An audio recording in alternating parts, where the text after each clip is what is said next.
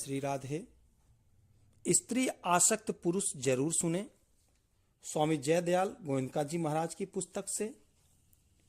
प्राचीन काल की बात है, मध्य देश में एक अत्यंत शोभायमान नगरी थी। उसमें एक स्त्री ब्राह्मणी रहती थी। उसका नाम था सैब्या। उसका पति पूर्व जन्म के पाप से कोढ़ी हो गया था। उसके शरीर में अनेकों घाव हो गए थे जो बराबर बहते रहते थे। सैब्या अपने ऐसे पति की सेवा में सदा संलग्न रहती थी। पति के मन में जो जो इच्छा होती थी उसे वह अपनी शक्ति के अनुसार अवश्य पूर्ण करती थी। प्रतिदिन देवता की भांति स्वामी की पूजा करती और दोष बुद्धि त्याग कर उसके प्रति विशेष स्नेह रखती थी। एक दिन उसके पति ने सड़क से जाती हुई एक परम सुंदरी वेश्या को देखा। उस पर दृष्टि पड़ते ही वह अत्यंत मोह के वशीभूत हो गया। उसकी चेतना पर कामदेव ने पूरा अधिकार कर लिया। वह दीर्घ काल तक लंबी सांस खींचता रहा और अंत में बहुत उदास हो गया। उसका उच्छ्वास सुनकर ब्राह्मणी घर से बाहर आई और अपने पति से पूछने लगी, नाथ, आप उदास क्यों हो गए? आपने लंबी सांस कैसे खींची? प्रभु, आपको जो प्रिय हो वह कार्य मुझे बताइए। वह करने योग्य हो या ना हो, मैं आपके प्रिय कार्य को अवश्य पूर्ण करूंगी। एकमात्र आप ही मेरे गुरु हैं, प्रियतम हैं। पति ने कहा, प्रिय, उस कार्य को ना तुम ही पूर्ण कर सकती हो ना मैं ही, अतः व्यर्थ बात करनी उचित नहीं है। पति ने कहा। पत्नी बोली, नाथ, मैं आपका मनोरथ जानकर उस कार्य को सिद्ध कर सकूंगी। आप मुझे आज्ञा दीजिए।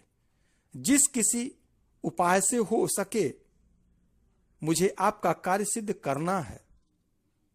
यदि आपके दुष्कर कार्य को मैं यत्न करके पूर्ण कर सकूं तो इस लोक और परलोक में भी मेरा परम कल्याण होगा।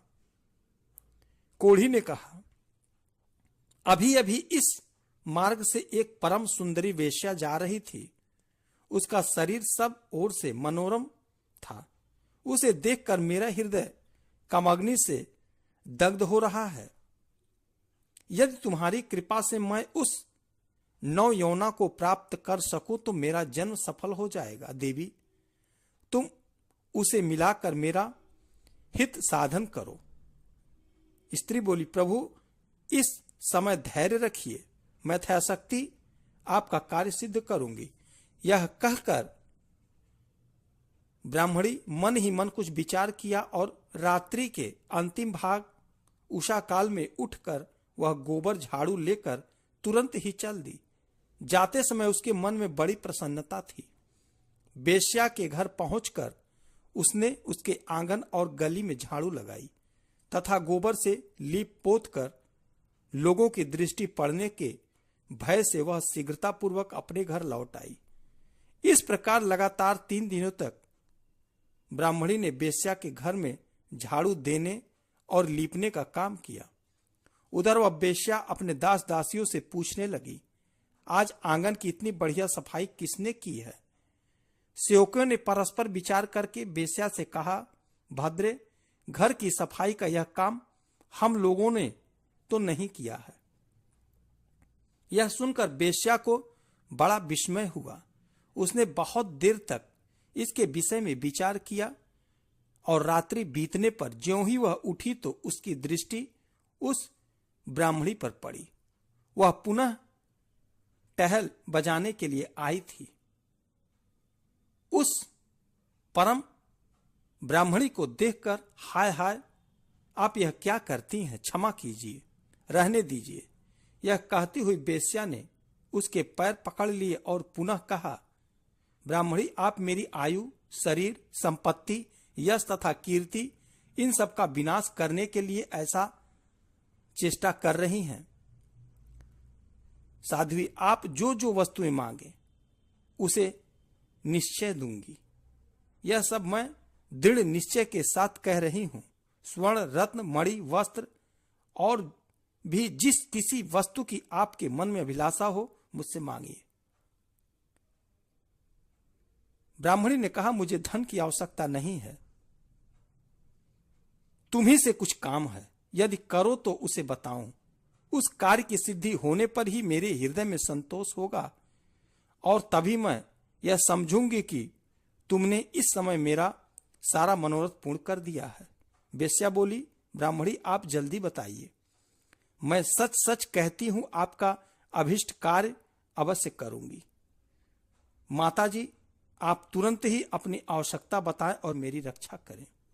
ब्राह्मणी लजाते लजाते वह कार्य जो उसके पति को श्रेष्ठ एवं प्रिय जान पड़ता था कह सुनाया। उसे सुनकर वेश्या एक क्षण तक अपने कर्तव्य और उसके पति की पीड़ा पर कुछ विचार करती रही। दुर्गंध युक्त कोढ़ी मनुष्य के साथ संसर्ग करने की बात सोचकर उसके मन में बड़ा दुख हुआ। वह ब्राह्मणी से इस प्रकार बोली, देवी, यदि आपके पति मेरे घर पर आए तो मैं एक दिन उसकी इच्छा पूर्ण करूंगी। ब्राह्मणी बोली, सुंदरी, मैं आज ही रात में अपने पति को लेकर तुम्हारे घर आऊंगी और जब वे अपनी अभिष्ट वस्तु का उपभोग करके संतुष्ट हो जाएंगे तब पुनः उनको अपने घर ले जाऊंगी। वेश्या बोली, महाभागे, अब शीघ्र ही अपने घर पधारो, तुम्हारे पति आज आधी रात के समय मेरे महल में आए। यह सुनकर वह ब्राह्मणी अपने घर चली आई। वहां पहुंचकर उसने पति से निवेदन किया, प्रभु, आपका कार्य सफल हो गया, आज ही रात में आपको उसके घर जाना है। कोढ़ी बोला, देवी, मैं कैसे उसके घर जाऊंगा, मुझसे तो चला नहीं जाता, फिर कैसे वह कार्य सिद्ध होगा।